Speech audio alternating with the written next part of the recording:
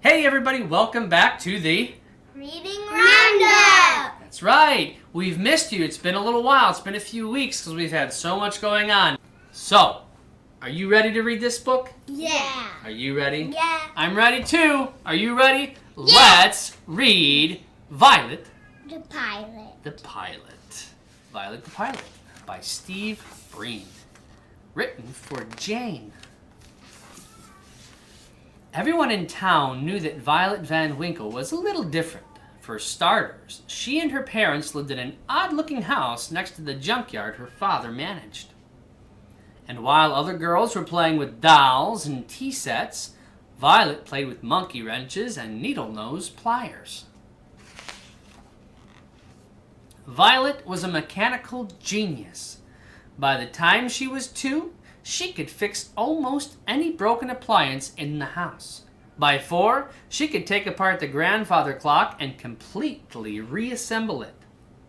Since she didn't have any friends aside from her dog, Orville, she would spend hours tinkering with things from the yard.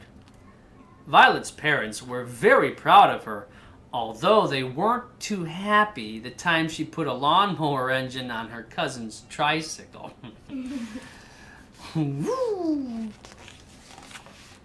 The older she got, the more interesting Violet's creations became. Around the time she turned 8, she was building elaborate machines from scratch. And not just any old machines. Flying machines. Her parents couldn't believe their eyes when they saw Violet zoom by for the first time. They were a little worried in the beginning, but they quickly saw that she was a pretty good pilot. "Careful not to hit the house," Violet's father would yell. "And put on a sweater," her mother would add. Violet used anything she could find in the junkyard to make her wonderful contraptions. There was the tub bubbler, and the bicycopter, the rocket can, the pogo plane, the slide glider, and the wingamajig, to name a few. The wingamajig. That sounds familiar. From Cat the Hat. Violet's engineering was pretty sound. The only real hazards were tall trees, piles of junk in the yard, and bugs in her teeth. Crunchy. Kids at school would see Violet eating lunch alone and make fun of her strange books and greasy coveralls. Claude and Clyde Mulrooney were especially obnoxious. I would say rude. Yes, definitely rude. They're bullies. You don't want to be a bully. Then one day, Violet noticed a poster in the drugstore window. "Air Show, October 20th, it read. That's only 2 weeks away, Violet thought. Can kids fly in the show? Is homemade aircraft allowed? That night, Violet sat in her room thinking about the air show. She knew it would be good feeling if one of her planes won a prize. And maybe then the kids at school would be nice to her. Violet pictured exactly where she would hang her blue ribbon. Yep, there it is.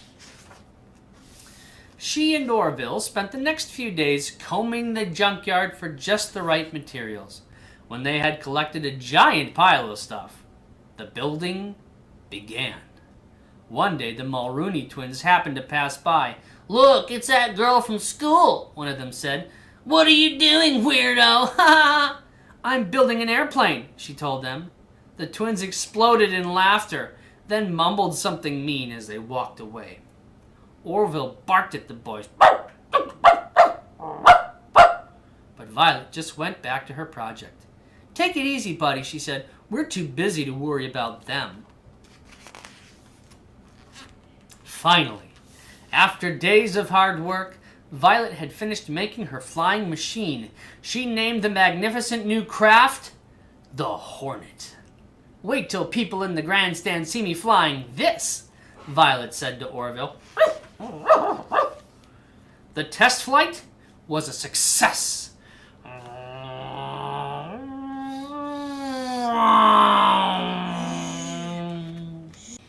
On the day of the big air show, Violet took off, bursting with excitement. Her parents' faces had beamed with pride when they wished her luck, and she thought about that as she flew through the clear autumn sky.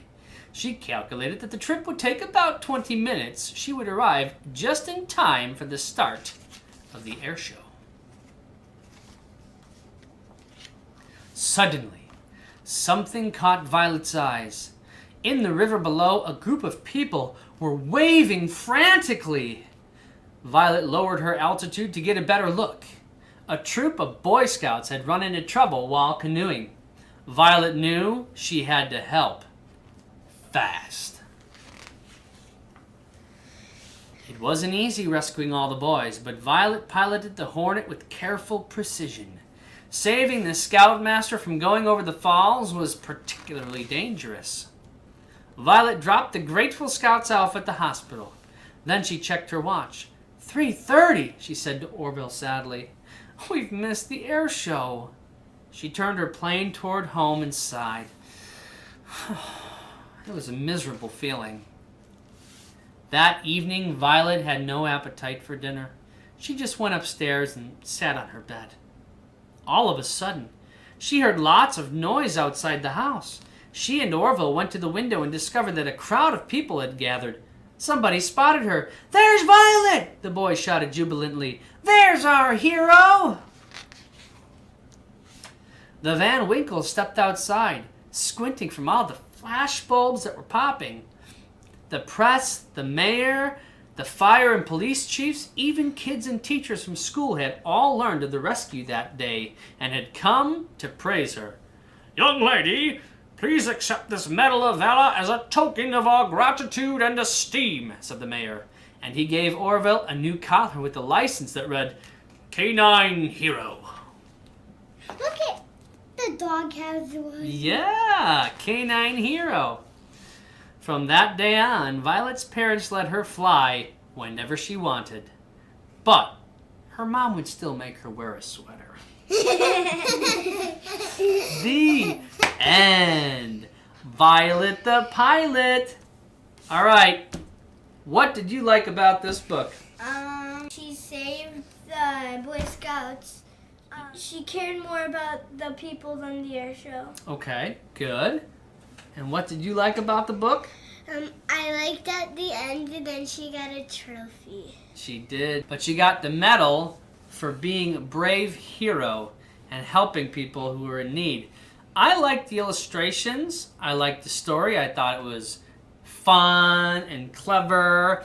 And just like any good story, you've got the hero and you've got the people who are the doubters and the meanie heads like the Mulrooney twins, and they laughed at her and scoffed at her, but she just kept on doing what she knew she was passionate about, and she didn't let anybody bring her down. And in the end, all that passion she put into it was a success, and she was able to use it for good.